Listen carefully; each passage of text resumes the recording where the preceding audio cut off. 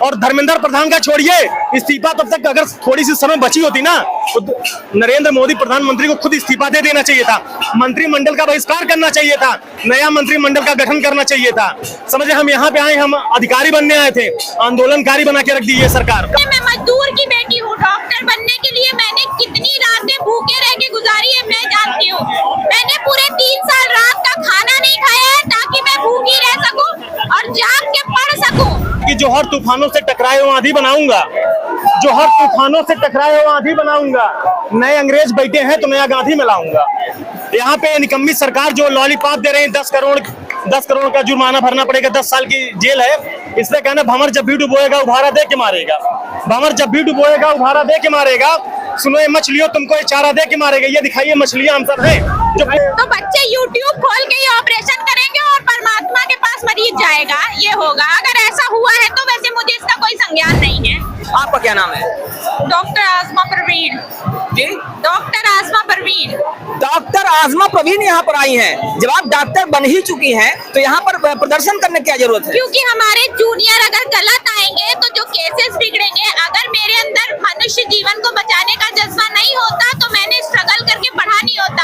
ये तो फिर भी किसान की बेटी है, मैं मजदूर की बेटी हूँ। डॉक्टर बनने के लिए मैंने कितनी रातें भूखे रह के गुजारी है मैं जानती हूँ।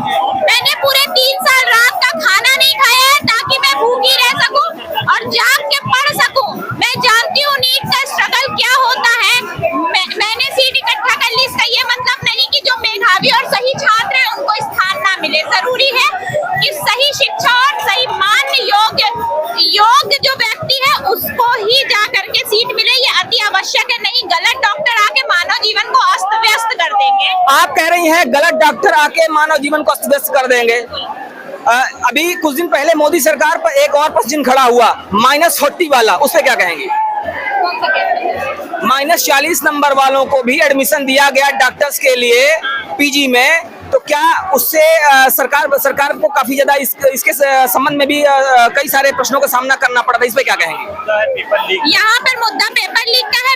मैं इस विषय में कुछ नहीं जानती, पर अगर ऐसा सरकार ने किया है तो बच्चे YouTube खोल के ही ऑपरेशन करेंगे और परमात्मा के पास मरीज जाएगा, ये होगा। अगर ऐसा हुआ है तो वैसे मुझे इसका कोई संज्ञान नहीं है।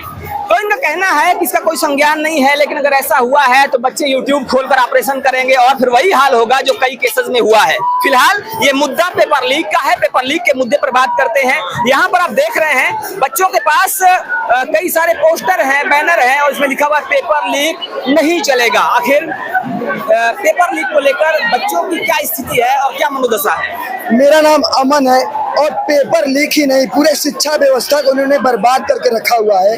पेपर लीक तो इसका एक अंग है। पेपर लीक जिस तरीके से पूरा हो रहा है, 9-10 सालों में 92 से ज्यादा पर्चे लीक हो चुके हैं और इन्होंने जो फार्म निकालने का, फार्म भरवाने का धंधा बना रखा है और उसमें जो क्वेश्चन गलत होते हैं, ये जानबूझ के क्वेश्चन गलत करते हैं और एक क्वेश्चन गलत होता है तो उसको चैलेंज करने का पैसा।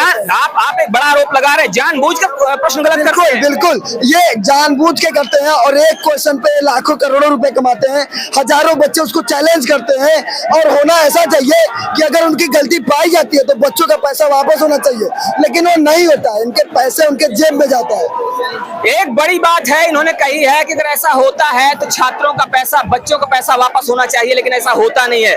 अभी इनका कहना है कि ये जो, एक मिनट जी बताइए। और मैं यहाँ इलाहाबाद विश्वविद्यालय में पढ़ाई करता हूँ। इस बार इन्होंने पीजी की 3000 से ज्यादा सीटें घटा दी हैं और यूजी की 1600 के आसपास सीटें घटा दी हैं। तो केवल मसला कॉम्पिटिटिव एग्जाम्स का नहीं है, एकेडमिक एग्जाम्स को, एकेडमिक पढ़ाई को भी इन्होंने बर्बाद कर दिया है। पूरे यूनिवर्सिटीज को इन्होंने बर्बाद कर दिया है। यहाँ इलाहाबाद यूनिवर्सिटी है, इलाहाबाद यूनिवर्सिटी को सेंट्रल यूनिवर्सिटी कहते हैं, लेकिन इन्होंने प्राथमिक विद्यालय बना दिया है। आप वहाँ 5 बजे के बाद एंट्री नहीं कर सकते हैं। हर गेट पे 4-4, 6-6 काले कपड़े पहन के गार्ड्स खड़े रहते हैं। आप एंट्री करने से पहले आपको कार्ड दिखाना पड़ेगा। कौन सा सेंट्रल यूनिवर्सिटी में कार्ड दिखाना पड़ता है? आप BHU एचयू चले जाइए, डीयू चले जाइए या जेएनयू चले जाइए, आप जा सकते हैं। लेकिन यहाँ इलाहाबाद जेल बना दिया गया है। हम इंटर करते हैं तो हमें ऐसा लगता है कि हम जेल के अंदर जा रहे हैं। आप बच्चे ग्राउंड में बैठ के पढ़ नहीं सकते हैं, बच्चे बैठ के 4 लोग डिस्कशन सर्कल चला रहे हैं तो उसमें तुरंत गार्ड आके कहते हैं कि आप क्या पढ़ रहे हैं। मतलब हम क्या पढ़ेंगे, कैसे पढ़ेंगे, हर चीज पे नजर रखी जा रही है। हमको चेतना से डाउन किया जा रहा है। ये लोग केवल फॉलोअर बनाना चाहते हैं कि अंधभक्ति में ये केवल मोदी मोदी करते रहे, बीजेपी बीजेपी करते रहे, पढ़े लिखे ना, वैज्ञानिक तार्किकता इनके अंदर ना। तो आरोप ये लगाया जा रहा है कि लोग केवल फॉलोअर बनाना चाह रहे हैं और कहा यह जा रहा है कि इलाहाबाद यूनिवर्सिटी को प्राइमरी स्कूल बना दिया गया है। ये बताया जाता है कि क्या पढ़ना है क्या नहीं पढ़ना, हर जगह रोक टोक की जाती है, जगह पूछताछ की जाती है। इनका कहना है कि जानबूझकर प्रश्न गलत किए जाते हैं। इस पर आपका क्या कहना है? बहुत सही उन्होंने कहा है कि जानबूझ के सरकार प्रश्न लीक कर रही है। अभी आप देख सकते हैं ये जो नए अंग्रेज बैठे हैं, ये देखिए फिर आंसू गैस के गोले शुरू कर दिए, वाटर कैनन का ये प्रयोग करने लगे हैं। इन पे ये कहना है कि जो हर तूफानों से टकराए वो आंधी बनाऊंगा, जो हर तूफानों से टकराए वो आंधी बनाऊंगा। नए अंग्रेज बैठे हैं तो नया गांधी में लाऊंगा। यहाँ पे निकम्मी सरकार जो लॉलीपॉप दे रहे हैं, 10 करोड़ का जुर्माना भरना पड़ेगा, 10 साल की जेल है। इससे कहना भंवर जब भी डुबोएगा उभारा दे के मारेगा, भंवर जब भी डुबोएगा उभारा दे के मारेगा। सुनो ये मछलियों तुमको ये चारा दे के मारेगा। ये दिखाइए मछलियां हम सब हैं जो पूरे समुद्र को घिराई हैं। ये देखिए कम से कम 10,000 छात्रों का ये जमावड़ा है। छोड़े जा रहे हैं और इस समय छात्रों का भारी हुजूम है, छात्र पीछे हटने को तैयार नहीं है। लेकिन यहाँ सरकार भी किसी भी तरह से पीछे हटने के मूड में दिखाई नहीं दे रही है। सरकार को पीछे हटना पड़ेगा, सरकार को पीछे हटना पड़ेगा। भंवर जब भी डुबोएगा उभारा दे के मारेगा। सुनो ये मछलियों तुमको ये चारा दे के मारेगा। ये मछलियां हम सबको बनाया सरकार, हमारा ये भरम है कि वो पेपर सही करवाएगा। बड़ा चालाक दुश्मन है, सहारा दे के मारेगा। ये सिर्फ चालाक दुश्मन है, सहारा दे के मारेगा। बड़ी बात कही इन्होंने।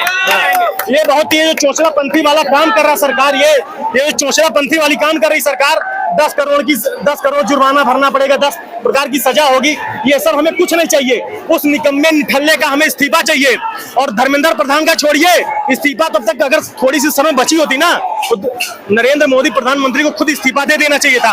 मंत्रिमंडल का बहिष्कार करना चाहिए था, नया मंत्रिमंडल का गठन करना चाहिए था। समझे हम यहाँ पे आए, हम अधिकारी बनने आए थे, आंदोलनकारी बना के रख दी है सरकार। कहाँ से आए थे आप? मैं अम्बेडकर नगर जलालपुर से, विराट यादव नाम है। अम्बेडकर नगर जलालपुर से आए थे और इनका सपना था अधिकारी बनने का। कब से हैं यहाँ प्रयागराज में? 3 साल हो गया, 3 साल हो गया। पेपर प्री पास होते पता नहीं चलता कितना कट ऑफ मारा गया, कितना ये मेन से बैठते फाइनल लिस्ट में नाम नहीं आता। आएगा कैसे जब 90% सीटें आप अपने लोगों को घुसा दे रहे हैं ले जाके। हम अंधभक्ति का चश्मा हम लोग उतार चुके हैं। हम सीधे 100 बात की एक बात जानते भैया, ये निकम्मी सरकार का इस्तीफा हमें चाहिए। शिक्षा मंत्री धर्मेंद्र प्रधान का इस्तीफा चाहिए।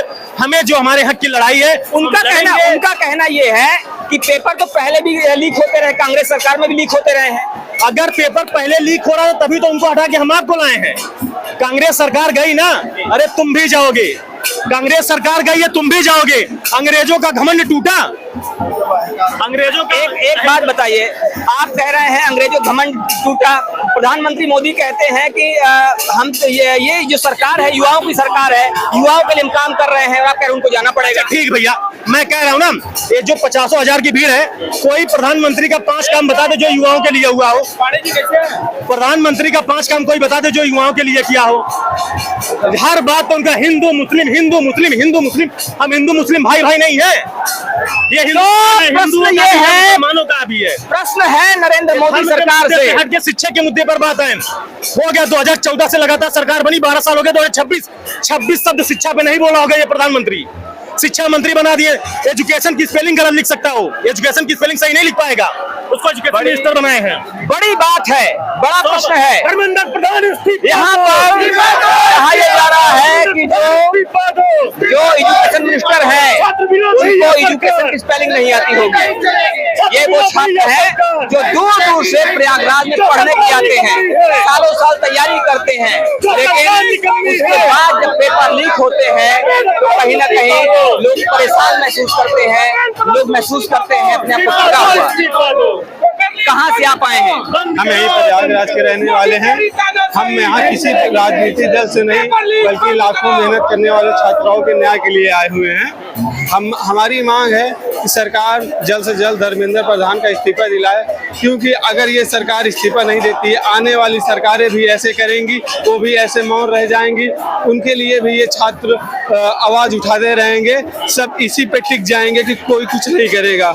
इस्तीफा देना बहुत जरूरी है। आने वाली सरकार इससे डरेंगी, इससे डर में रहेंगी कि हमारे इनकी सरकार चली गई थी, हमारी भी सरकार चली जाएगी। तो इनका कहना ये है कि इस्तीफा देने से जरूरी है, क्योंकि अगर ये इस्तीफा देंगे तभी आने वाली सरकारें डरेंगी।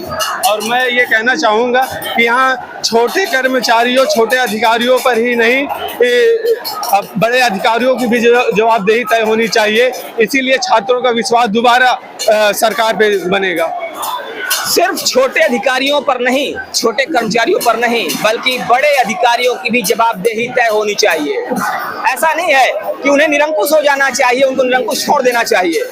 अगर गलती हुई है तो जवाबदेह हर कोई होना चाहिए, ऐसा इन छात्रों का कहना है। क्या कहते हैं आप? ये सरकार शिक्षा व्यवस्था को कमजोर करने का काम करती है और इस शिक्षा व्यवस्था को सुधारने के लिए हमें सरकार बदलनी होगी। आप ये भगत सिंह की फोटो लेके आए हैं, क्या संदेश देना चाहते हैं भगत सिंह की फोटो से? भगत सिंह की फोटो से संदेश ये है कि हम मरना पसंद करेंगे, मिटना पसंद करेंगे, पर दबना हमें पसंद नहीं है और इस सरकार को हम उखाड़ के फेंकने का काम करेंगे। मरना पसंद है, मिटना पसंद है, लेकिन दबना पसंद नहीं है, और इसीलिए फोटो लेकर आए हैं भगत सिंह के राह पर चलने की बात कर रहे हैं। क्या नाम है आपका? आकाश यादव नाम है, घर गाजीपुर है। आकाश यादव जी गाजीपुर के रहने वाले हैं और प्रयागराज में रहकर पढ़ाई करते हैं। कितने साल से हैं यहाँ पे? यहाँ पे हम 2 साल से हैं। और जो दिल्ली में लाठीचार्ज हुआ है हमारे भाइयों पर और बहनों के जो कपड़े फाड़े गए हैं, उससे हमारी भावनाएं आहत हुई हैं और इस सरकार को हम हटाएंगे। तो दिल्ली में जो लाठीचार्ज हुआ है उसको लेकर छात्रों की भावनाएं आहत हुई हैं और उनका कहना है कि इस सरकार को हटाएंगे। फिलहाल इस पर बाकी लोग क्या सोचते हैं वो भी हमें जरूर बताएं। बने रहिए हमारे साथ खबरों का अपडेट के लिए। जय हिंद।